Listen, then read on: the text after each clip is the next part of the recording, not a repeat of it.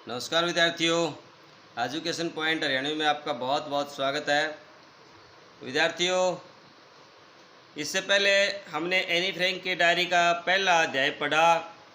अब हम पढ़ेंगे इसका दूसरा अध्याय। किस तरह से एनी का परिवार है वो अपना पुराना जो घर है वो छोड़ करके आया और नए घर में उन्होंने अपना जो है आशियाना बनाया। शुक्रवार 10 जुलाई 1942। मेरी प्यारी किट्टी, मैंने अब घर के लंबे चौड़े बखान के साथ हो सकता है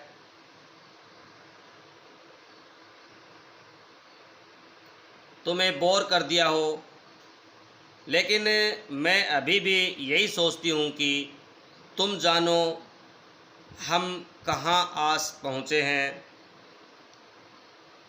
मैं यहाँ कैसे आप पहुँची हूँ, इसके लिए के बारे में तुम्हें मेरे आगे के पत्रों में पता चलेगा।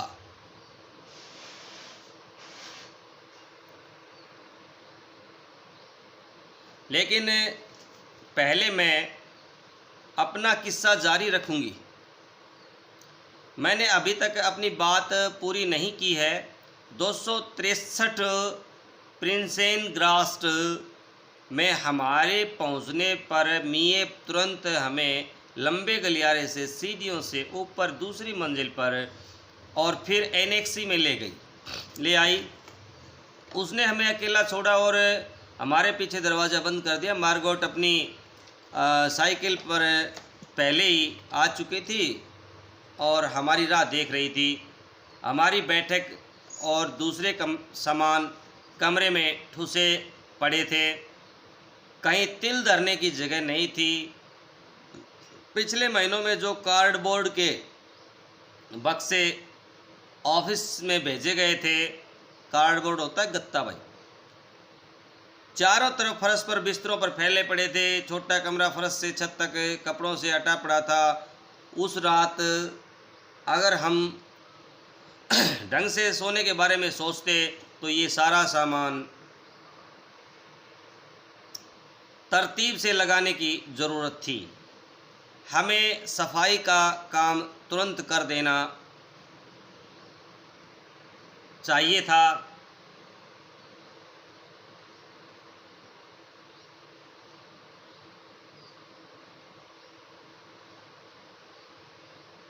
माँ और मार्गोट की तो हाथ हिलाने की भी हिम्मत नहीं थी।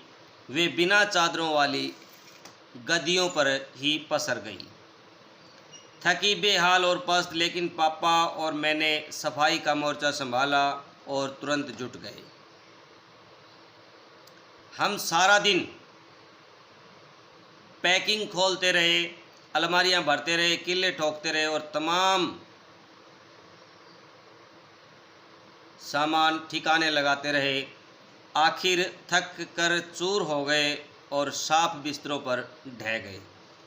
हमने पूरे दिन में एक बार भी गर्म खाना नहीं खाया था, लेकिन परवाह किसे थी। माँ और मार्गोट की थकान के मारे बुरी हालत थी और पापा और मुझे फुर्सत नहीं थी। मंगलवार की सुबह हमने पिछली रात के छोड़े हुए काम को पूरा करने में शुरू किया। बेप और मिएप हमारे राशन कृपनों से शॉपिंग करने गई थी और पापा ने ब्लैक आउट वाले पर्दे लगाए।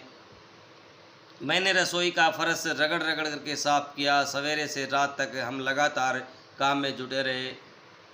बुधवार तक तो मुझे यह सोचने की फुर्सत ही नहीं मिली कि मेरी ज़िंदगी में कितना बड़ा परिवर्तन आ चुका है।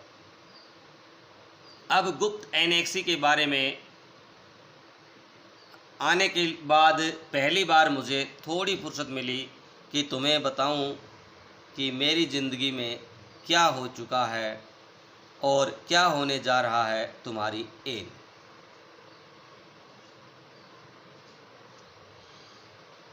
शनिवार 28 नवंबर 1942। मेरी प्यारी किट्टी, हम इन दिनों बिजली का बहुत ज़्यादा इस्तेमाल करते हैं। और अपने राशन से ज़्यादा खर्च कर चुके हैं। नतीजा यह होगा कि और अधिक किफ़ायत हो और हो सकता है कि बिजली भी कट जाए, यानी बिजली भी केवल लिमिट की वहाँ दी जा रही है। देखिए इतना विकसित है कि हमारे यहाँ अभी भी बिजली को लिमिट में करके नहीं दिया गया है। और हॉलैंड में उस समय भी बिजली के लिए ऐसे लिमिट मीटर लगाए गए थे, यदि लिमिट से ज़्यादा हम लाइट यूज़ करते हैं तो हमारा कनेक्शन यानी हमारी लाइट गुल हो सकती है। एक पखवाड़े के लिए कोई बिजली नहीं, कितना मज़ेदार ख्याल नहीं क्या? लेकिन कौन जानता है कि यह अरसा इससे भी कम भी हो सकता है। बहुत अंधेरा हो जाता है, चारों ओर हो जाता है 4 साढ़े 4 बजे ही हम सब पढ़ नहीं सकते हैं, इसलिए वह वक्त हम ऊल जुलूल हरकतें करके गुजारते हैं। हम पहेलियाँ बुझाते हैं, अंधियारे में व्यायाम करते हैं, अंग्रेजी या फ्रेंच बोलते हैं और किताबों की समीक्षा करते हैं। हम कुछ भी करें थोड़ी देर बाद बोर होने लगते हैं। कल मैंने वक्त गुजारने का एक नया तरीका खोज निकाला, दूरबीन लगाकर पड़ोसियों के रोशनी वाले कमरों में झांकना। दिन के वक्त हमारे पर्दे हटाए नहीं जा सकते थे, 1 इंच भर नहीं, लेकिन जब अंधेरा हो तो पर्दे हटाने में कोई हर्ज नहीं था। यानी दिन में यदि पर्दे हटाए जाएं तो किसी को पता चल सकता था कि हम एनेक्सी में छुपे हुए हैं। मुझे पता नहीं चला कि हमारे पड़ोस में इतने दिलचस्प लोग रहते हैं। खैर हमारे पड़ोसी हैं, मैंने तो पड़ोसी देखे। उनमें से एक परिवार डिनर कर रहा था, एक परिवार फिल्म बना रहा था, तो सामने वाले घर में एक दंत चिकित्सक एक ड्री बुढ़िया से जूझ रहा था। तो प्रश्न भी आएगा ये आगे चल करके कि पड़ोस यानी के नए पड़ोस में उन घरों में लोग क्या क्या काम कर रहे थे। मिस्टर डसेल, जिसके बारे में कहा गया था कि उनकी बच्चों के साथ बहुत पढ़ती है और वे उन्हें खूब प्यार करते हैं, दरअसल बाबा आदम के ज़माने के अनुशासन मास्टर हैं और लंबे लंबे भाषण देने लगते हैं, जिन्हें सुनकर के नींद आने लगी, चूँकि मुझ अकेली को ही यह सुख मिला है कि मैं उनके साथ महाराज डसेल के साथ एक लंबोतरा संकरा कमरा शेयर करती हूँ। और चूँकि मुझे ही हम 3 बच्चों में आमतौर पर खर दिमाग और तुनक मिजाज समझा जाता है, मेरे पास यही एक उपाय बचता है कि उनकी वही पुरानी डांट फटकार और भाषणों की एक लंबी लंबी उबाऊ श्रृंखला की तरफ कान न धरूं, यानी वो बोलते रहें और मैं उनकी बातों पर बिल्कुल ध्यान न करूं, न सुनने का नाटक करती हूं। ये बातें तो खैर मैं फिर भी सहन कर लेती, लेकिन मिस्टर डसेल अच्छे खासे चुगलखोर हैं। तो मिस्टर डसेल की खासियत क्या है भाई? वो चुगलखोर हैं। वे जाकर के सारी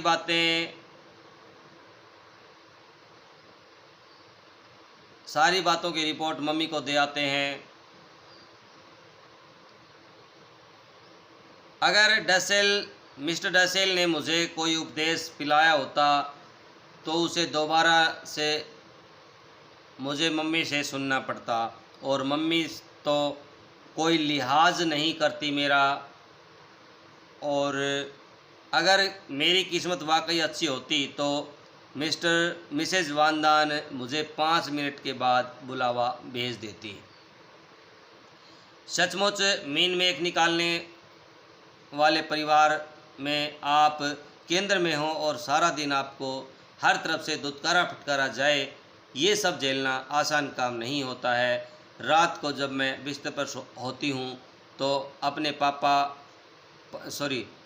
पापों और बढ़ा कर बताई गई अपनी खामियों के बारे में सोचती हूँ तो वे इतनी ज़्यादा बातें होती हैं कि अपने मूड के हिसाब से या तो ये मैं उन पर हंस सकती हूँ या रो सकती हूँ। तब मैं इस अजीब से ख्याल के साथ सो जाती हूँ कि मैं जो कुछ हूँ उसमें अलग होना चाहती हूँ, या मैं उससे अलग तरीके से व्यवहार करना चाहती हूँ। जो मैं हूँ या जो मैं रोज़ होना चाहती हूँ। मेरी प्यारी किट्टी, अब मैं तुम्हें कितना उलझा रही हूँ, लेकिन मैं चीज़ें एक बार लिख कर के उन्हें काटना पसंद नहीं करती। और इस कमी वाले वक्त में कागज़ को तोड़ मरोड़ करके रद्दी की टोकरी में डाल देना बिल्कुल मना है। इसीलिए मैं तुम्हें सिर्फ़ यही सलाह दे सकती हूँ कि तुम ऊपर वाले हिस्से को फिर से पढ़ने की कोशिश मत करना, क्योंकि इसमें तुम्हें बात का सिर पैर नहीं मिलेगा। तुम्हारी इन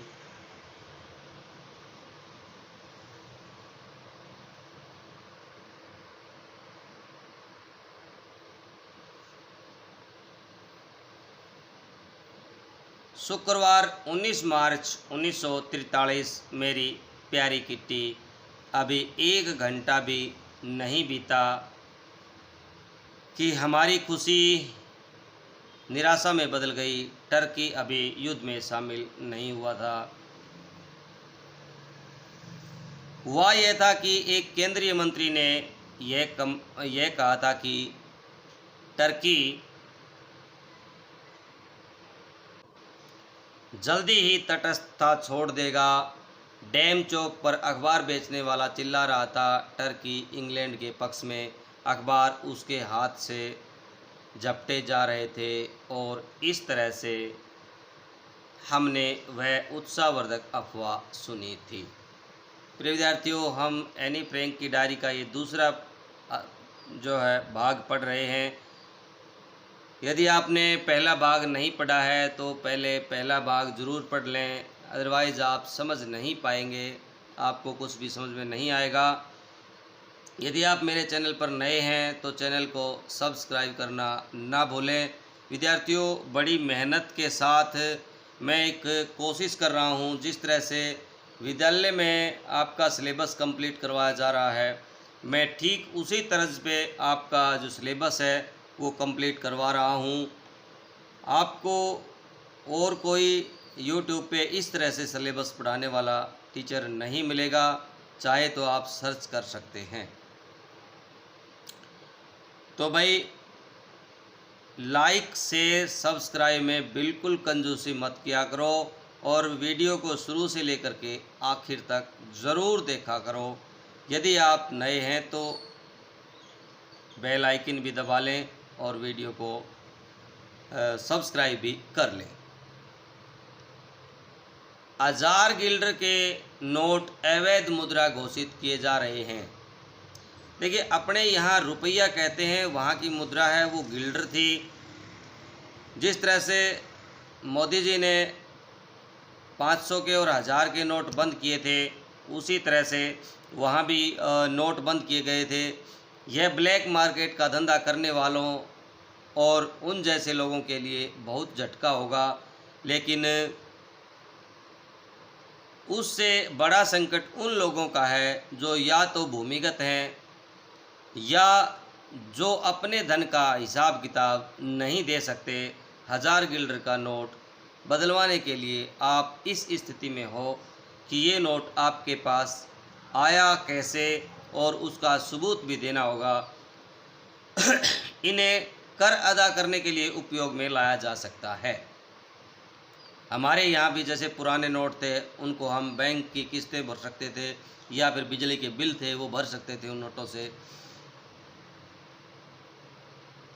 500 गिल्डर के नोट भी तभी बेकार हो जाएंगे। गियज एंड कंपनी के पास अभी 1000 गिल्डर के कुछ नोट बाकी थे जिनका कोई हिसाब किताब नहीं था। इन्हें कंपनी ने आगामी वर्षों के लिए अनुमानित कर अदायगी के में निपटा दिया है। इसीलिए फ़िलहाल तो गर्दन पानी से ऊपर ही है।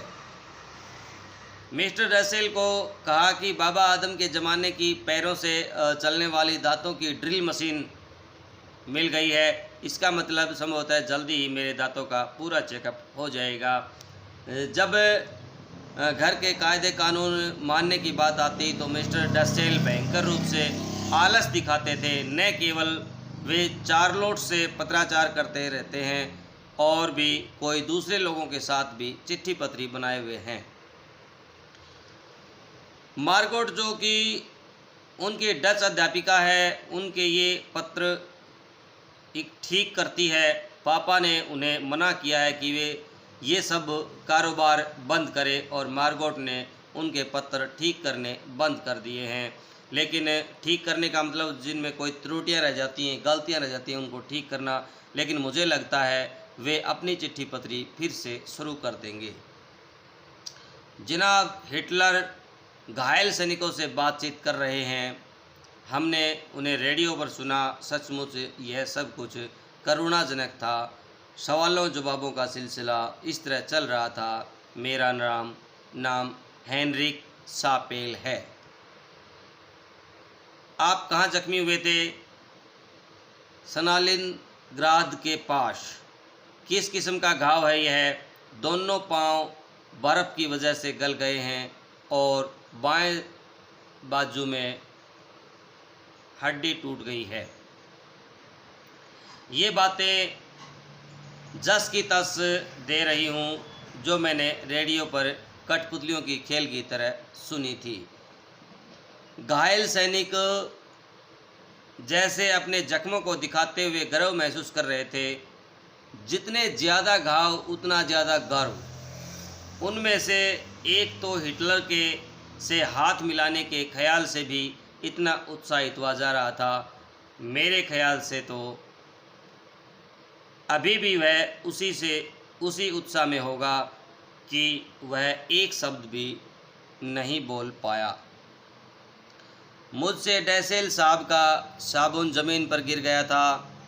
मेरी किस्मत ख़राब थी कि मेरा पैर उस पर पड़ गया। अब पूरा साबुन गायब है। मैंने पापा से कहा कि मिस्टर डैसेल को इसकी भरपाई कर दें। उनको हर महीने युद्ध के समय के घटिया साबुन की एक ही बट्टी मिलती है। तुम्हारी एन सुख। तो भाई विद्यार्थियों, ये हमने इसका दूसरा अध्याय पढ़ लिया है। तीसरे अध्याय में हम पढ़ेंगे शुक्रवार 23 जनवरी 1944 से। तो तब तक के लिए बने रहिए आप मेरे साथ एजुकेशन पॉइंट हरियाणवी पर। जय हिंद, जय भारत विद्यार्थियों।